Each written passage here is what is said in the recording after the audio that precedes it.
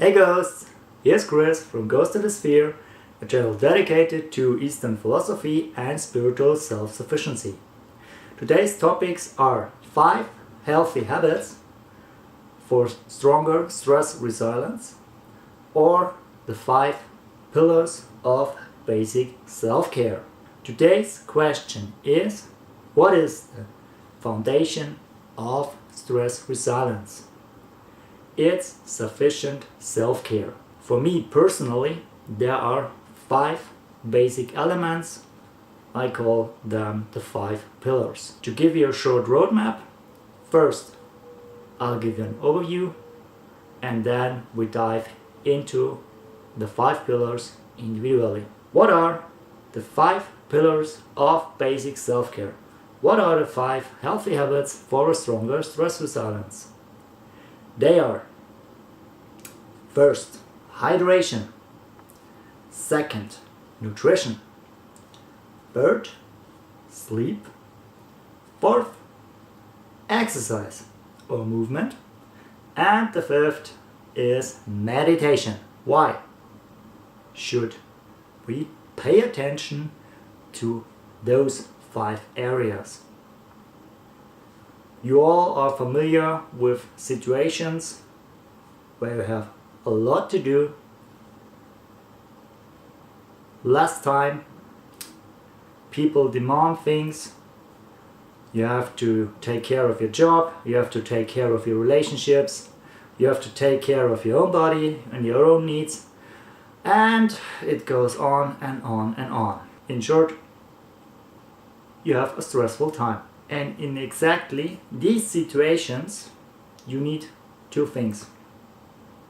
The first is you need enough energy to be able to manage the situations, to meet the demands you have to meet in your job, in your family, in school, in your education, in your practice, wherever it is. And the second is, hopefully you have a clear head. With those 2 elements, enough energy and a clear mind, you can tackle the problems, you can hit your targets. Let's dive into the 5 pillars, the 5 healthy habits individually.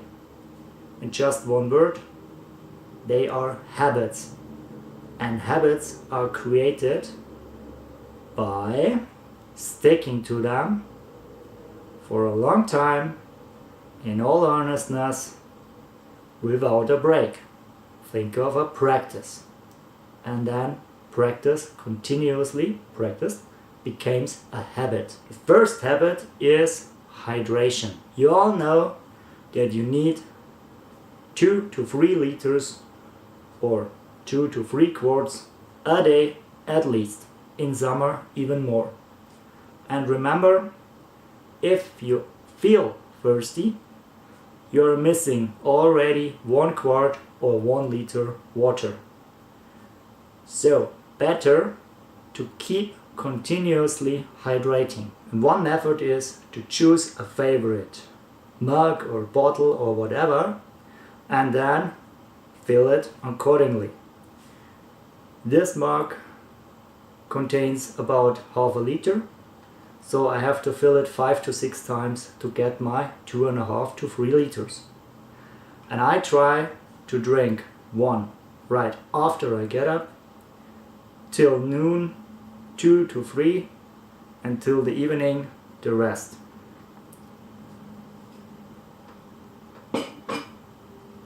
The next part, nutrition, is a wide topic.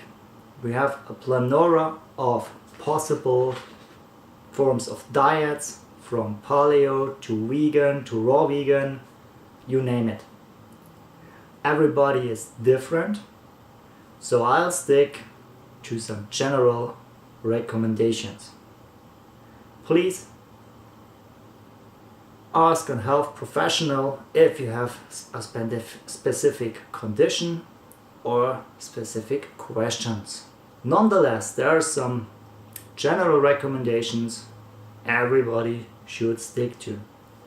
First and foremost, there's a huge difference between nutrient dense and calorie dense. Unfortunately, most convenient food is calorie dense but lacks nutrients. The Sesame Street explained it this way. There are the anytime foods and the sometime foods. And you can distinguish both. You can distinguish those two quite easily. Anytime food consists of less than 5 ingredients and has no ingredient which you can't pronounce correctly. And sometimes food is, well, sometimes. So if you stick to the 80-20 rule, eating 80% of the time clean and treat yourself with that muffin for the rest of the 20% of your time, then you're doing most things right. And it's a good idea to track your macros but also your micros, just to be on the safe side that your body gets what it needs. The third point is sleep. Sleep is mandatory for a clear mind. Hydration and nutrition are the fuel for the body, which provide the energy. Sleep provides the clear mind. Everybody needs more or less sleep. Teenagers need 9 hours, right? 9 hours. Most adults somewhere between 6 and 8. I need 7 to 7.5 hours. How can you secure your sleep? Here are a few tips. Foremost, schedule your sleep time on your to-do list, in your calendar. If you're calendar blocking, block those areas out. If you need 7 to 7.5 hours,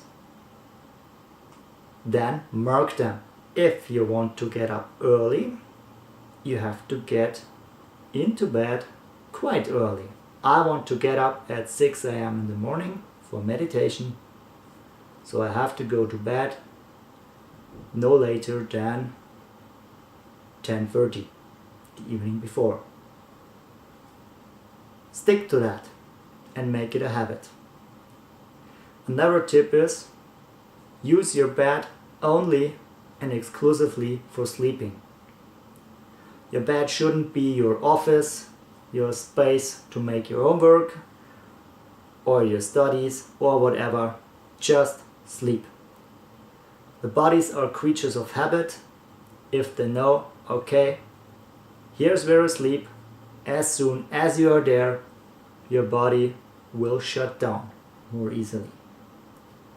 Another important point is stay away from screens at least half an hour before you want to sleep or really go to bed. No TVs, no laptops, no tablets, and yes, no smartphones. You all know the blue light emitted by those screens distorts the melatonin production, which is essential for feeling sleepy and getting into sleep. The fourth part is exercise or movement. And this kind of show and tell, here we have a neat little kettlebell representing one of the endless possibilities to get exercise at any place. You could do yoga asanas, you can do work with kettlebells, barbells, dumbbells, can do calisthenics or any sport you name. Go hiking, go gardening, carry some heavy stuff around, does not matter. Just the body needs the loads, and unfortunately our lifestyle in the West does not provide enough load. So find a load and give the body the movement. The second part, and this is number 5, is meditation. Second part of what? Yes, body needs movement and the mind needs stillness. Our minds are racing like a race of the Red Queen, running and running and running just to keep in place all the time. Therefore, they need rest. The body rests all the time, sitting here, sitting there, getting driven here, getting driven there. But the mind is the complete opposite. So, meditation. If you are an INFJ, you know what I'm talking about. This racing, constantly thinking mind. And it's mandatory to give the mind some rest. And there's nothing better than meditation. Make it a habit. Just make it a habit. How? Easy. Do it every day. You can meditate every day. Start small. Do 5 minutes, 10 minutes. Just sit, close the eyes, and focus on one thing. On your breath. Or whatever you fancy. And then keep building up from this. I meditate in the morning because it's easier. First thing after I get up, get over to my meditation cushion and sit for an hour. The best thing I've ever changed in my life. Start small, build up. That's the whole thing. And do it religiously. Every day. Come hell or high water. And by every day, I mean 6 days a week. Remember that 80-20 rule? Yes. Everything needs a rest day. If you keep an eye on those areas, your hydration, your nutrition, sleep, exercise, and meditation, back to basics, to call it another way. If you're referring back to your basics, you have enough energy and a clear mind to keep up with the demands of your daily life in a quite controlled and relaxed way. Another bonus is that exercise is a good way to get rid of surplus energy, of stress that has built up throughout the day. And meditation is a quite good way to tap into your subconscious and to gather some ideas, associations, or quite illuminating thoughts that help solve problems or keep your projects going. Please give me a thumbs up. If you're new to the channel, please subscribe. And as always, I would love to read your thoughts, your associations in the comments. Tell me what are your basic elements of self-care. Let's talk about it. And until next time, happy practice. Bye.